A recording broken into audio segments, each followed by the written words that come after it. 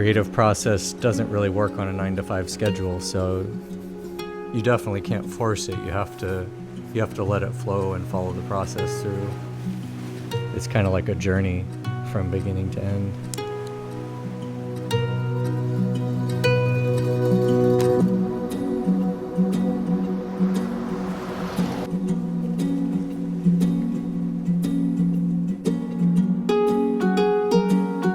As a creative, you look at the world differently, and the design process I follow is pretty much the same, I would say. It starts with an idea or a favorite location or an activity, and there's that thought of, hey, this would be great to show this in my design language and develop it from here.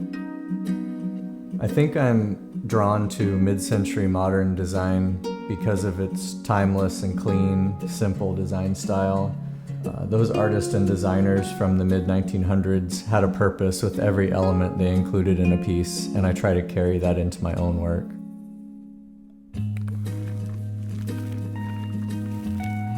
There's definitely moments where a high percentage of completion happens just going out to a place that you love and are drawn to, and you have that vision of the art piece is going to be this.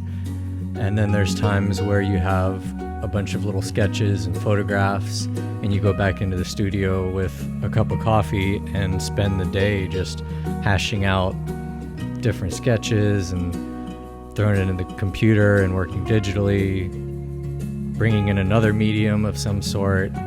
The finished piece usually varies a bit from what you originally set out to do, but it's always capturing those moments throughout the process that you can look back at.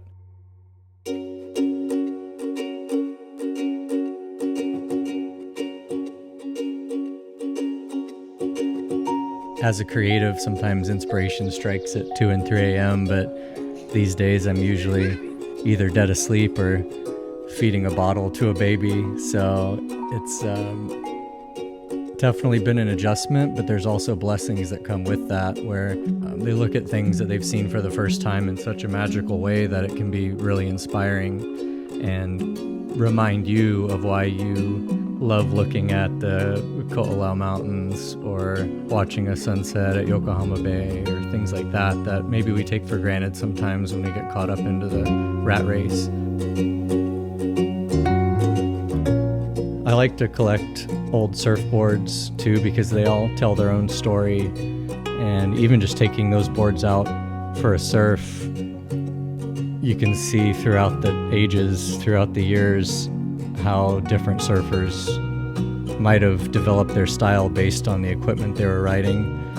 And I've always heard the saying that the more surfboards you ride, the better surfer you are, and I don't know if that's true in my case, but it's definitely true as an artist, where the different mediums that you work in and the different ways you try to develop your style, it makes you a better artist. And I've seen that.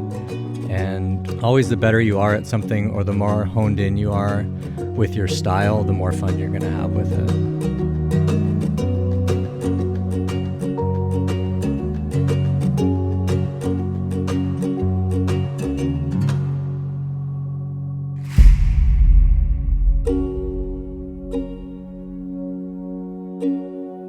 I think the best advice I can give for an artist is to take the advice of ancient Hawaiians, where everything was passed down as a story and had a narrative to it. And if you go into a project or a line of work with that in the back of your head, everything just seems to fall into place a lot smoother, and it also gives you a really deep and hearty story.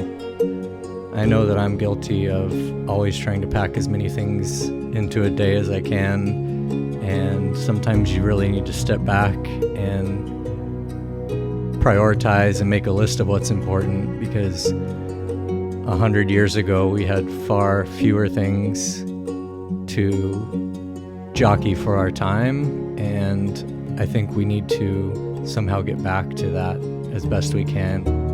There's definitely a lot of things that we can apply to our life to live a happier and more focused life.